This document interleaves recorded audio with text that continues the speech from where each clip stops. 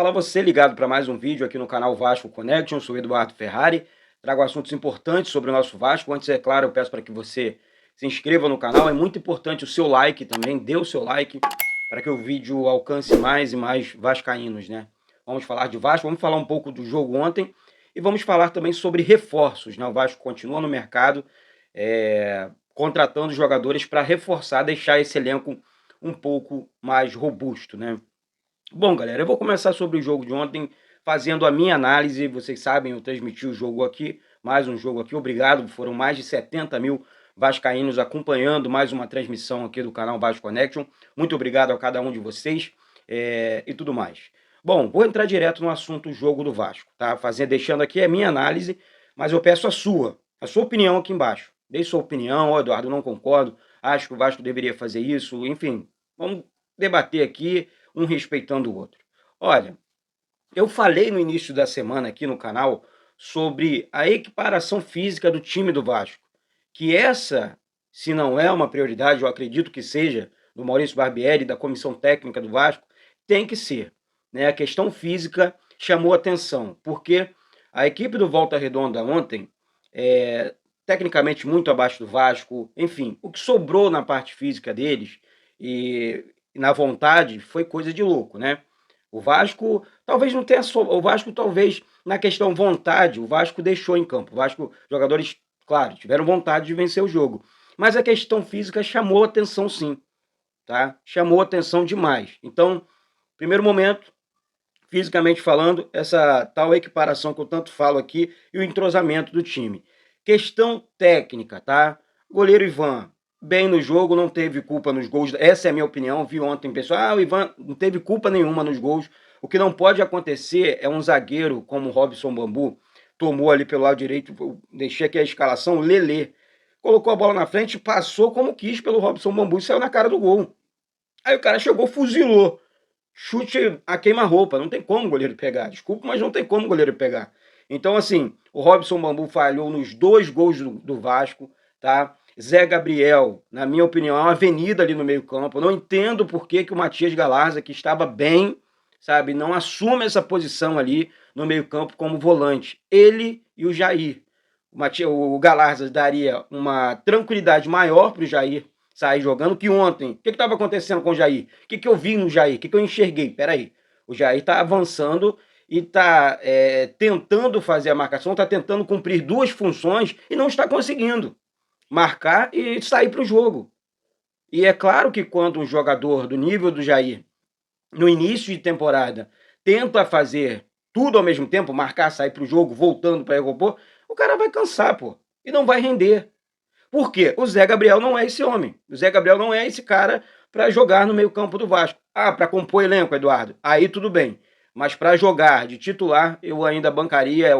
Claro, não sou técnico, o técnico é o Maurício Barbieri, mas o Zé Gabriel não é titular do Vasco. Esse é um ponto que eu vejo no meio-campo do Vasco que precisa ser corrigido. Outra questão, que eu falei aqui também meio de semana, mas o Nenê tem que jogar. O Alex Teixeira joga pelas pontas e tal, mas não é camisa 10. Tá? Não é o 10. A função 10 hoje, nós só temos 2, né? O outro tá na seleção e joga hoje, o Marlon Gomes. O Nenê. É o Nenê. O tempo que o Nenê estiver em campo, a gente tem que levantar a mão pro céu e dar glória a Deus. Porque é o cara que faz a bola chegar no ataque, é o cara que consegue enfiar a bola pros 2 extremos, que o Vasco tem hoje 2 laterais que espetam muito.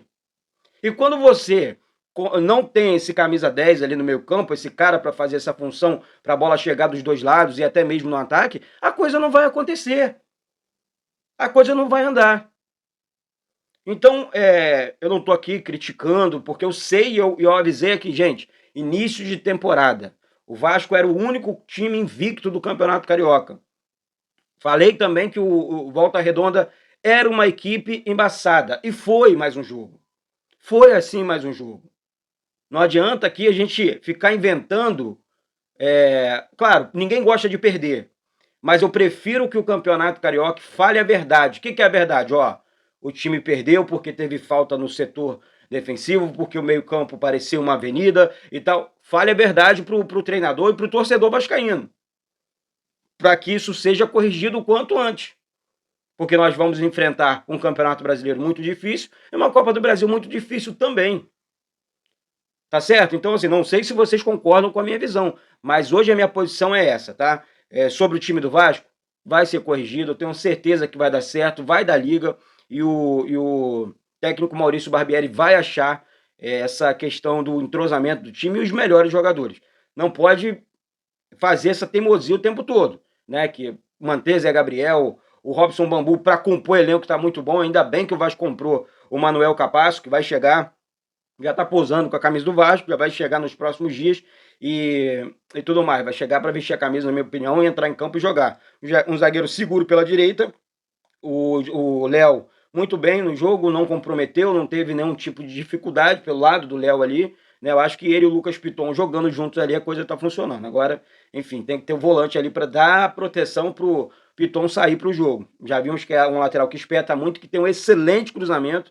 E enfim, sobre o Pedro Raul, não pode perder um pênalti no jogo, tá? Só para finalizar a análise aqui. Não pode perder um pênalti daquele jeito. Pênalti mal batido, meia altura. Uma coisa é, pô, mérito do goleiro. Não, pênalti displicente, pô.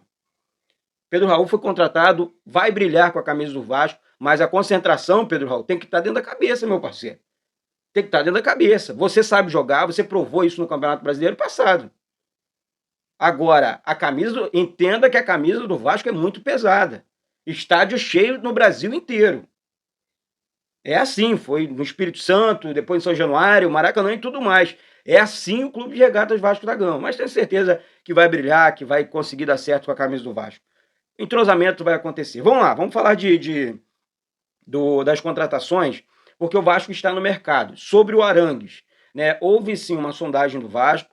Vamos aguardar a cena dos próximos capítulos. Acho um excelente jogador que chegaria, pô, esse aqui chega para jogar. O Arangues é um desses, né, para jogar, preencher essa lacuna ali do meio-campo, ajudar demais ali no meio-campo. O Matias Rojas também é um jogador que o Vasco está flertando. O Vasco teria procurado esse jogador, deixa eu puxar aqui para vocês. Esse jogador que, enfim, é um bom jogador? Estaria bem avançado? Sim, a questão da negociação entre Vasco e Matias Rojas. Agora, eu não posso aqui dizer que o Matias Rojas, vi lances dele, tá? Achei um bom jogador, mas eu não vou falar para você que ele é a solução para esse meio-campo do Vasco. Eu acho que um pouco mais. O Vasco precisa de um jogador um pouco mais acima, tá? A situação dele com o Vasco estaria muito bem avançada, tá? Ele joga hoje no Racing, da Argentina, e assim, ele é paraguaio, né? O Vasco deve definir a situação dele nessa semana.